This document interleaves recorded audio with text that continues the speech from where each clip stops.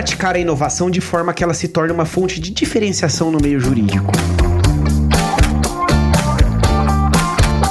Eu sou o Leandro Ramos e seja muito bem-vindo e muito bem-vindo ao Juridicast, o seu podcast de marketing jurídico. Hoje praticamente ninguém discute que a inovação é almejada por empresas dos mais variados mercados, seja para gerar mais negócios, atrair talentos ou até mesmo se manter no mercado, né? Mas quais são os desafios para se praticar inovação de forma consistente em um escritório de advocacia? Para falar desse assunto aqui comigo, recebo nesse episódio do Juridicast Luiz Felipe Batista Luz, sócio e fundador e manager partner do Batista Luz Advogados. Luiz Felipe, que satisfação recebê-lo aqui no Juridicast. Oi, Leandro. Poxa, um prazer estar aqui. Obrigado pelo convite. Uma honra aqui participar do Juridicast. E vamos lá, estou aqui empolgadíssimo com essa nossa oportunidade. Obrigado. E Luiz Felipe, para a gente começar nosso episódio aqui, o escritório Batista Luz tem uma forte atuação em direito tecnológico. E é uma banca relativamente jovem, né? Que surgiu em 2004. Nesse contexto, o escritório já nasceu com esse viés de tecnologia ou ele foi se desenvolvendo ao longo dos anos, nesse caminho? Exato. Assim, na realidade, Leandro, esses 18 anos eu nem acho que é tão jovem assim, né? Já atingimos a maioridade aqui. 18 anos é bastante tempo para qualquer negócio, para qualquer empresa. Especialmente quando você tem as mesmas pessoas na liderança, que é o nosso caso. O que aconteceu foi que nós, usando aí o termo que vem da tecnologia, pivotamos diversas vezes ao longo desses 18 anos. Tá. Então, quando nós começamos, nós não tínhamos esse viés de um escritório de tecnologia ou de direito voltado para a tecnologia. Nós atuávamos, na verdade, muito com investidores. Era um escritório muito mais de direito societário, direito tributário, focado no atendimento. Na época a gente nem falava tanto em investidores, a gente falava de empresários. Perfeito. Quer dizer, o nosso perfil de cliente ideal era um empresário que tinha ali uma empresa familiar e a nossa proposta é que, como um pequeno escritório, nós éramos muito pequenos, né? Nós começamos com 3 pessoas dentro da minha casa, então um projeto de empreendedorismo verdadeiro, como é raro encontrar nesse nosso meio, mas a nossa proposta é que, mesmo sendo um escritório muito pequeno, de poucas pessoas, nós teríamos um atendimento continuado, muito próximo, pessoal, e a gente dizia até que nós seríamos o personal advogado, o advogado pessoal daquela pessoa, daquela família, conhecendo todos os problemas que ele tinha, desde as suas questões da pessoa física até as suas questões da pessoa jurídica. Essa era a nossa tese, assim nós começamos, e aí existem coincidências, ou sei lá, algumas sortes que vão acontecendo na nossa vida. A gente acabou conhecendo nessa jornada gente muito bacana, empresários muito legais, que nos se tornaram amigos e mentores, e que eram pessoas que tinham uma história dentro do mundo de tecnologia. Eram pessoas que tinham feito patrimônio na década de 90, na primeira onda da internet, e que estavam ali nos anos 2000, começando a reinvestir os seus recursos, o seu patrimônio em novos projetos de tecnologia, telecomunicações. Então, foi a partir desses clientes que nós começamos a modelar o escritório para atender demandas de tecnologia dentro do mundo do direito e acabamos nos posicionando como um escritório especializado. As coisas foram acontecendo de forma muito natural, né? E por isso até que eu considero que nós temos uma robustez, uma solidez muito grande nesse posicionamento, porque não é algo intencionado, não é algo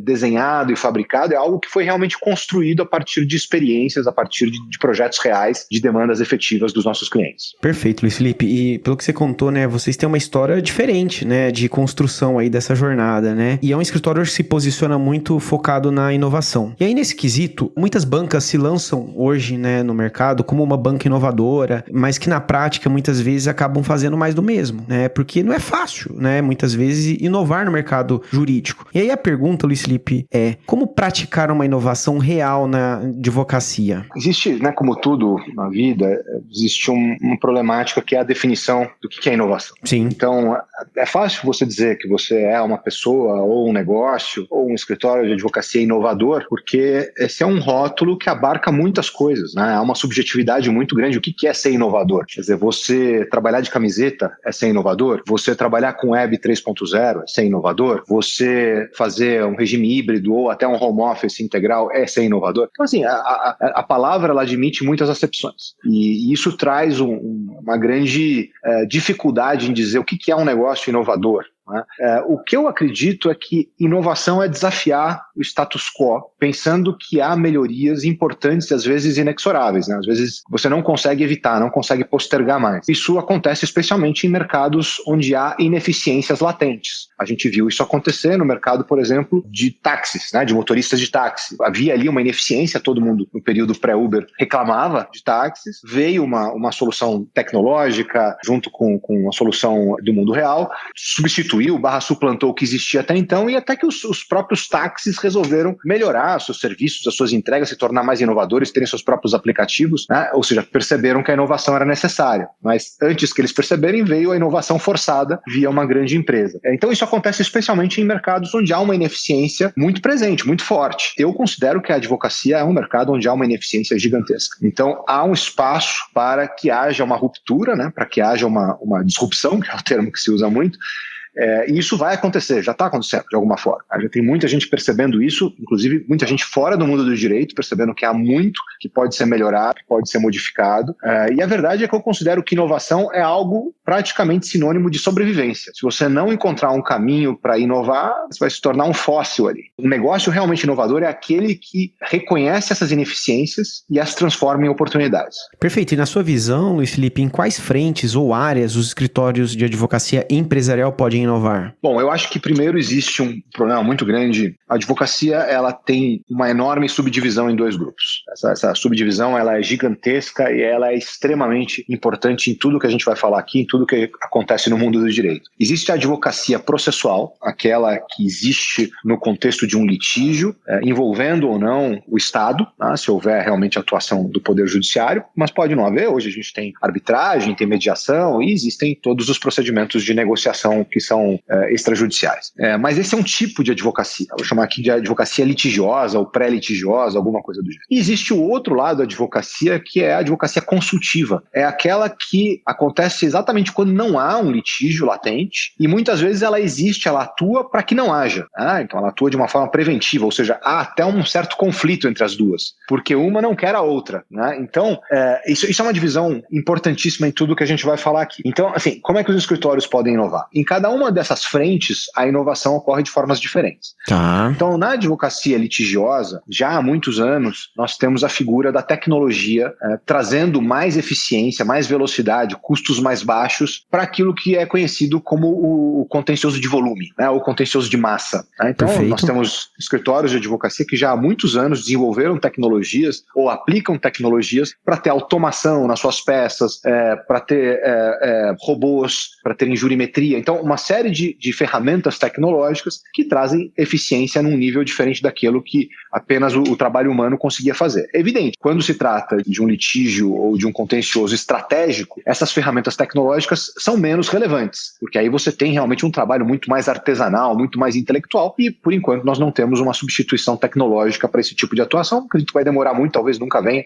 esse tipo de substituição. Mas naquilo que é mais braçal, mais repetitivo, né, mais recorrente, a tecnologia já oferece para a advocacia litigiosa ferramentas de inovação importantíssimas. Né? E há hoje, se a gente pensar nesse mundo do contencioso, hoje existe um outro elemento que é dados. Né? Dados são hoje uma fonte de inovação gigantesca, porque hoje o que a gente consegue fazer compilando e tratando dados no ambiente do contencioso de massa, você consegue inclusive extrair elementos, informações, índices que você leva para a orientação estratégica da empresa, como ela se relaciona com o mercado, como ela se relaciona com o consumidor, como ela se relaciona com fornecedores, com colaboradores. Você muitas vezes extrai esses dados do ambiente de um contencioso de massa. Então, Perfeito. Essa é uma forma de inovar dentro do contencioso. Na consultoria, a inovação ela começa na forma de cobrança, ao meu ver. Porque nós temos uma fricção gigantesca no modelo de cobrança que é usualmente praticado no mercado da consultoria jurídica, que é a cobrança ou a referência na hora homem, né? Ou na hora mulher.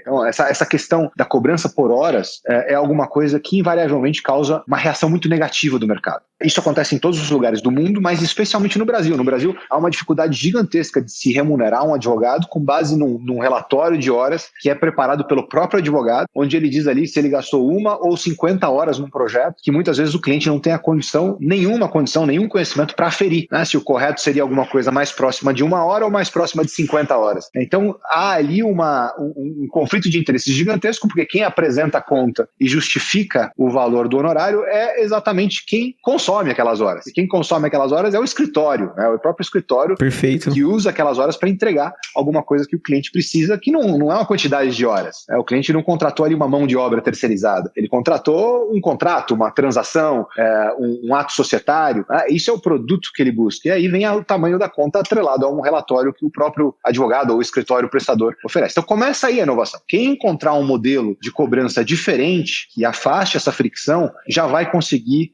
alcançar aí uma disrupção importantíssima. Mas além disso, você tem toda uma questão de como funcionam os escritórios ao redor do conceito de uma consultoria. Quando a gente fala consultoria jurídica, muitas vezes o que existe no mercado é o mesmo conceito da advocacia litigiosa, aquela que acontece no âmbito de um processo, só que num ambiente em que não existe o Estado ainda envolvido. Então é a mesma forma de se comunicar, é a mesma linguagem, é o mesmo tipo de trabalho. Muitas vezes o entregável é muito parecido, ao invés de ser uma peça, em lugar de ser uma peça, é um parecer, mas é um parecer com todas as características do que depois seria uma peça, né? E a consultoria, ela não é somente jurídica. A gente tem consultoria de negócio, a gente tem consultoria financeira, a gente tem consultoria em inovação. Consultoria é um negócio muito mais amplo. A consultoria jurídica é só uma vertente, é só uma espécie desse grande gênero. Então a gente deveria muito mais se aproximar do que as outras consultorias fazem e menos do que o contencioso faz. Então o que a gente precisa fazer na consultoria jurídica é entregar alguma coisa que seja absolutamente compreensível pelo C-level, pela diretoria do cliente. Sim. E não assumindo que quem vai receber e consumir aquele material é um advogado que fala a mesma linguagem. Porque mesmo os advogados internos dos departamentos jurídicos das empresas, hoje eles são cobrados a serem parte da estratégia de negócios da empresa. Não há mais essa tolerância ao doutor que fica lá com uma linguagem de brocados jurídicos e uma coisa toda formal, né? Porque essa figura tem muita dificuldade em efetivamente contribuir para o que é o negócio da empresa. E o negócio da empresa, a não ser que seja o escritório de advocacia, não é direito. Então, os próprios advogados internos hoje, eles precisam receber um material que seja muito próximo, se não exatamente o que a diretoria, o conselho de administração, que é o cliente interno dele, espera receber e vai efetivamente utilizar. Então, isso é uma outra inovação fundamental, quer dizer, a linguagem, o formato, o que é, quais são os entregáveis que o escritório de advocacia tem que fazer. Né? Então, veja que eu não falei aqui em nenhum momento em camiseta, em visual law, em colocar lá desenhinho, em tecnologia, né? Tecnologia, isso são ferramentas para atingir esses objetivos que eu estou falando. É óbvio que várias dessas coisas são muito importantes e elas agregam muito valor nesse espírito de inovar, mas elas não são a essência da inovação. Se você usar isso de forma dissociada do resto, não tem inovação. Tem só uma cor diferente, um papel diferente, uma coisa que você vai entregar talvez no formato digital e não impresso. Isso não é inovar. Isso é simplesmente fazer uma coisa talvez um pouquinho melhor ou talvez um pouquinho diferente, surpreender, mas inovar é uma coisa muito mais profunda. Muito interessante sua visão, Luiz Felipe. E nesse sentido, ao seu ver, quais são os maiores desafios em se inovar nas bancas jurídicas? Em qualquer negócio, o maior inimigo da inovação é a operação. Tá. Então, assim, quando a gente vai num cliente nosso que tem lá o departamento de inovação, o diretor de inovação, esse cara é o inimigo de todo mundo que está na operação, né? do diretor de operação, a pessoa que está ali na frente comercial. Todo mundo olha de lado para o cara de inovação. Por quê? Porque o papel da inovação é questionar a operação. Só que quanto mais robusta é a operação, quanto mais forte ela é, mais resistente ela é à inovação. Por isso que as empresas que estão em mercados consolidados, sólidos, de muitos anos de existência, elas resistem tanto à inovação. E a advocacia é um mercado muito antigo, é um mercado forte, é um mercado robusto, onde há ainda uma referência de advogados de muito sucesso, que fizeram as suas carreiras sobre pilares ainda muito anteriores a tudo isso que a gente está aqui conversando, onde funcionava muito bem você atuar apenas em juízo. Era um mercado excelente, era fenomenal. Agora, quando você passa de mais de 1.200.000 advogados, com mais de 100 mil bacharéis em direito por ano, e formados e treinados especialmente em contencioso, esse mercado está absolutamente populado, é completamente ocupado, e realmente há uma tendência a você ter cada vez mais a redução de preços, a canibalização do mercado e, portanto, uma dificuldade competitiva cada vez maior. Então, aquilo que funcionou no passado, mas que hoje ainda parece ser uma referência de sucesso, já não funciona mais. Só que o nosso problema como classe, agora falando especificamente da advocacia, é que nós somos treinados a olhar para trás. Nós não temos um treinamento desde a da faculdade, mas inclusive quando nós começamos a trabalhar, a olhar para frente, porque o bom advogado é aquele que sabe o que já aconteceu, é aquele que sabe o que a doutrina já escreveu, quer dizer, o que existe já escrito na doutrina, quer dizer, alguém já escreveu há bastante tempo aquilo, e o que já foi decidido nos tribunais, ou seja, o que já também foi objeto de processos de anos e anos e está ali numa decisão final, sabe o que já foi feito feito naquele escritório no passado. Então, a referência de um bom advogado é aquele que tem o conhecimento do que já foi. Ninguém fala do bom advogado como aquele que olha para frente e fala do que pode vir a ser, né? E isso também é um inimigo, é uma resistência gigantesca à inovação, porque a inovação é basicamente dizer tudo isso que você fez já não vai mais funcionar. E o que vai funcionar é uma coisa que você nunca fez. E isso tira o sono, né, de alguém que entrou naquele negócio e falou, não, peraí, eu sei mais ou menos o que eu estou fazendo. Não, já não sei, você está me dizendo que eu não sei. Então esse para mim é o grande desafio. E Luiz Felipe, hoje a gente tem um desafio de inovação em qualquer empresa, conforme você mencionou, né? E no contexto da advocacia, como lidar com diferentes gerações de advogados dentro dos escritórios, né? Hoje a gente tem às vezes até 4 gerações dentro de um escritório que entendem inovação sob perspectivas diferentes. Os desafios são gigantescos, mas também as oportunidades são muito grandes. Então, você tem realmente gerações mais velhas que têm uma visão da advocacia e até do mundo de negócios de 30, 40 anos atrás, e, portanto, são gerações usualmente mais resistentes à inovação, especialmente essa inovação fundamental, né, que eu me refiro. Às vezes até aceitam uma inovação mais superficial, ali, uma coisa mais de aparência, mas resistem muito quando a inovação ela acaba questionando e muitas vezes revendo aquilo que funcionou durante décadas, né, para as empresas, para os escritórios e para as pessoas.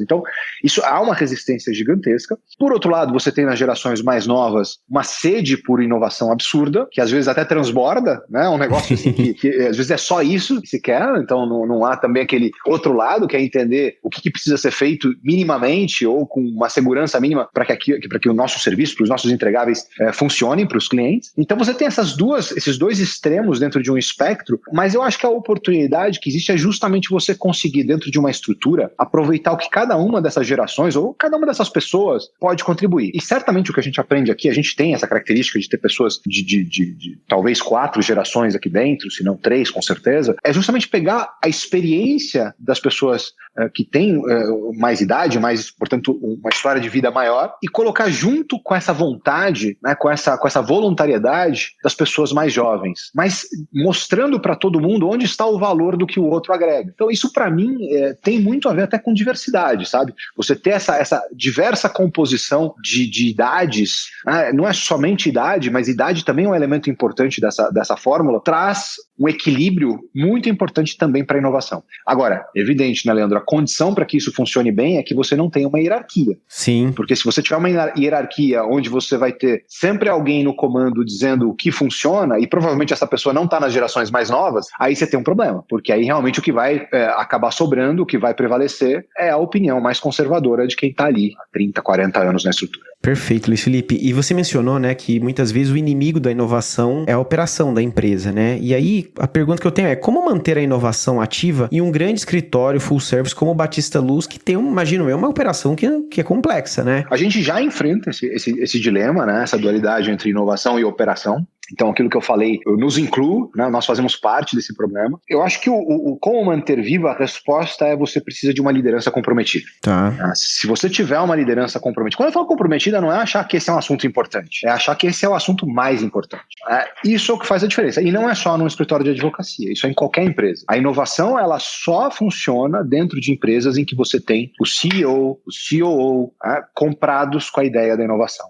Isso muitas vezes demora para acontecer. Muitas vezes só acontece quando há uma disrupção no mercado, surge uma nova empresa ali que faz tudo diferente e conquista um pedaço enorme do mercado, né, como aconteceu em diversos setores, mas para mencionar aqui o setor financeiro, né, com as fintechs, por exemplo. E aí você tem a empresa que era até então ali um incumbente, ela acorda, ela percebe aquele momento, e aí sim você tem as lideranças comprometidas com a inovação, né? Mas aí já há um atraso, aí você já está atrás de quem inovou na origem. Agora, quando você tem uma liderança que mesmo antes de haver uma disrupção no mercado está comprometida com a inovação, você tem uma empresa que vai inexoravelmente inovar. Interessante, Luiz Felipe. E como que vocês fazem para conciliar a atuação de eventuais clientes que buscam um direito mais tradicional com aqueles que esperam um direito mais inovador e até moderno? Perfeito. E é uma boa pergunta, viu, Leandro? Porque a gente percebe que existem realmente essas duas coisas. Existe o cliente que seja pela pessoa de contato, seja pela característica do mercado, seja pela história da empresa, tem uma expectativa de um serviço mais tradicional, talvez até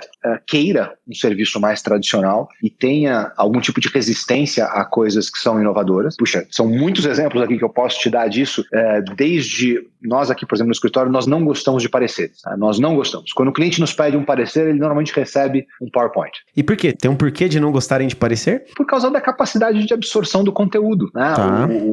Um parecer, ele tem uma característica em termos de forma, linguagem, o próprio conteúdo, que é quase algo formal, né? Quase algo que cumpre ali alguns requisitos e tem uma forma pré-definida na academia, no âmbito do judiciário e tal. Então, dentro desses contextos, o contexto acadêmico ou o contexto de um processo, ok, um parecer, né? Porque é alguma coisa que se espera e a forma ela é importante em algumas circunstâncias. Mas quando um cliente nos pede um parecer para ele, né? Ele não vai levar um processo, ele não vai fazer nada com aquilo, exceto ele mesmo consumir, o parecer não é a melhor forma de comunicação.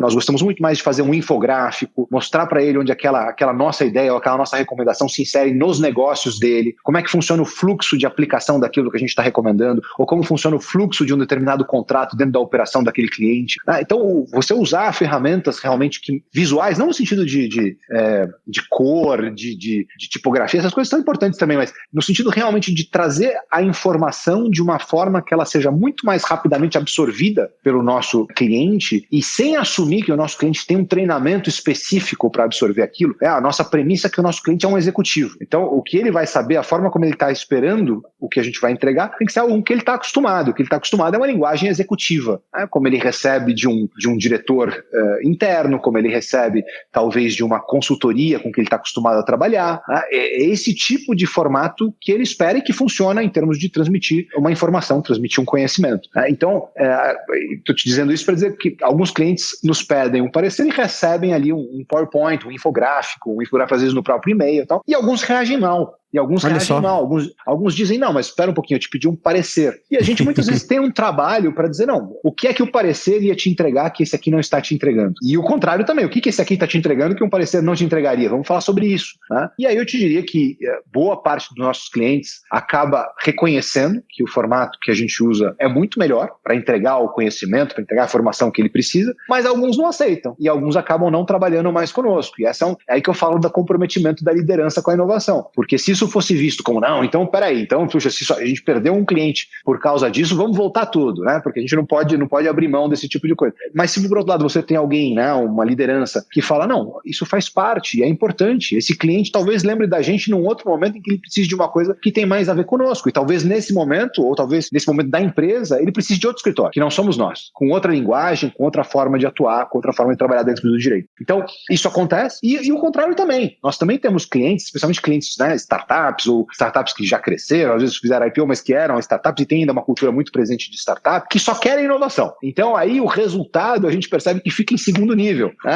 Não é tão importante você entregar resultado, entregar alguma coisa com conteúdo, quanto a parte visual, quanto você trazer uma ferramenta, às vezes, fazer uma pirotecnia ali na apresentação. E a gente também perde clientes por isso, porque a gente tem essa imagem de ser um escritório super inovador e tal, mas nós não somos irresponsáveis. Nós sabemos que nós temos que entregar alguma coisa que tem equilíbrio entre conteúdo e forma.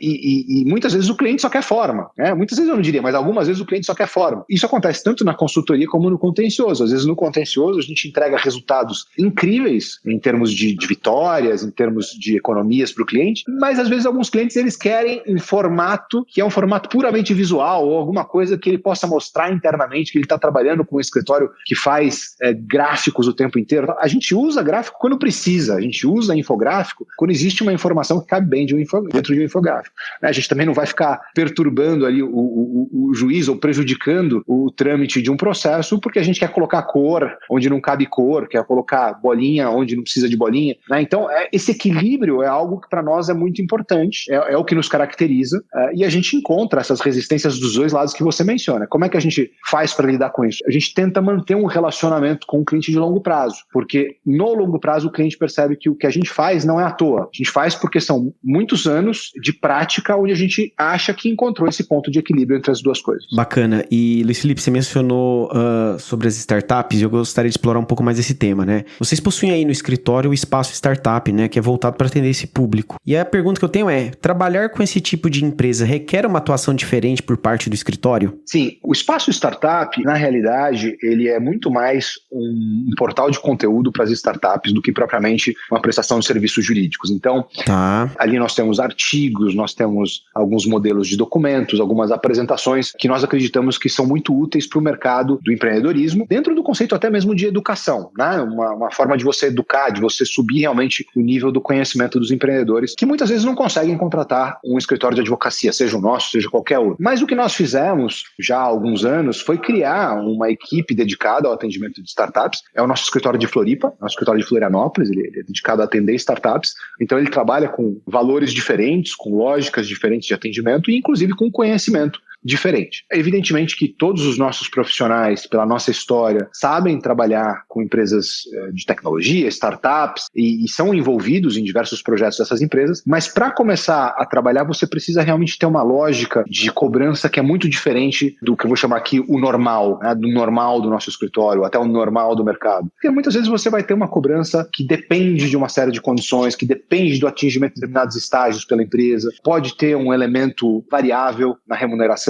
Então, são lógicas diferentes daquilo que acontece na nossa atuação, por exemplo, com grandes empresas, ou mesmo com startups que já se tornaram unicórnios e já abriram capital. É diferente, é uma atuação diferente. Não vou dizer que é mais caro ou mais barato, é diferente simplesmente. O timing é diferente, a mensuração é diferente, as expectativas e o comprometimento lá dado são diferentes também. Então você realmente precisa ter uma habitualidade, você precisa entender que as startups muitas vezes são empresas que não têm nenhum recurso naquele momento. As startups que estão lá bootstrapping, por exemplo, elas não têm condições de pagar honorários de advogado naquele momento, né? E mesmo as que têm uma lógica de remuneração que é completamente diferente, porque elas precisam, o que elas tiverem de recurso, elas precisam pagar os seus desenvolvedores de software, elas precisam pagar a sua equipe de vendas, elas precisam eventualmente pagar ali as pessoas que estão fazendo um back-office que é super operacional. Os advogados, eles têm que entrar numa lógica de que há uma atuação voltada para o longo prazo. Não são projetos de tiro curto, são projetos de tiro longo, né? São maratonas e não sprints. Explorando mais esse tema, Luiz Felipe, depois que uma startup vira unicórnio, todo escritório quer atendê-la, né? Mas no início, como você acabou de mencionar, nem toda startup é atrativa, né? Muitas não possuem orçamento, como você acabou de dizer, né? Ou ainda, muitas precisam de um trabalho para ontem, né? O prazo delas, muitas vezes, o timing é outro, né? E aí, nesse contexto, você acha que vale a pena trabalhar com startups desde o seu início? Eu acho que vale, mas você tem que saber primeiro que você não vai ter um retorno financeiro de curto prazo e é muito difícil fazer esse plano de negócios. Você dizer quanto que você vai ganhar trabalhando com startups, porque trabalhar com startup é comprar o risco da startup. E a gente sabe que tem uma probabilidade muito grande da startup morrer, e morrer rápido. Eu lembro, não sei se hoje em dia ainda é essa estatística, mas algo como 90% das startups morriam no primeiro ano de existência. Então, se você vai trabalhar com startup, você tem que saber que no seu plano financeiro, no seu planejamento financeiro, você muitas vezes não vai conseguir cobrar de pronto, porque ela não tem condições de pagar, e você talvez não consiga cobrar nunca, porque muitas daquelas startups vão morrer. Então você precisa ter realmente uma robustez financeira que lhe permita desenvolver esse projeto no longo prazo. Luiz Felipe, nosso papo tá bom, mas a gente vai caminhando pro final e pra gente fechar, uma pergunta aqui de branding. O Batista Luz tem como marca o sobrenome de um dos fundadores, né? Mas ao mesmo tempo é uma banca com uma marca institucional forte, que não se restringe a uma única pessoa e representa vários sócios, né? E aí a questão é, como que vocês conseguiram construir essa marca sem se vincular apenas ao Luiz Felipe? Isso é um trabalho que a gente ainda faz agora, bem recentemente, há 2 meses ou 3 já, a gente mudou o nome de novo, né? Então agora o nome do escritório é Beluz, a gente tirou essa identidade, ainda tem a referência, porque enfim, é a nossa marca, mas a gente tirou a identidade com o meu sobrenome, justamente porque não é um escritório de dono, não é um escritório de uma pessoa, isso aqui é uma empresa dentro do mundo da advocacia, são 14 sócios, são 200 pessoas e a gente quer crescer, é um projeto de crescimento. A ideia é manter uma marca que o mercado reconheça, mas tirar essa personificação. Definitivamente não acho que nunca foi um escritório de uma pessoa ou escritório de uma pessoa principal. Isso aqui é uma coletividade, é um jogo de equipe. Muito bom, Luiz Felipe. Gostaria de agradecer a sua participação aqui no Juridicast e deixo já meu convite para você voltar mais vezes. Com o maior prazer, me convide que eu volto. Muito obrigado pela conversa, achei ótimas as perguntas, parabéns. Obrigado. Gostou desse podcast? Então compartilhe o episódio nas redes sociais e acompanhe o Juridicast, produzido pela agência Javali, especialista em marketing jurídico. Um grande abraço e até a próxima quarta-feira, às 7 da manhã.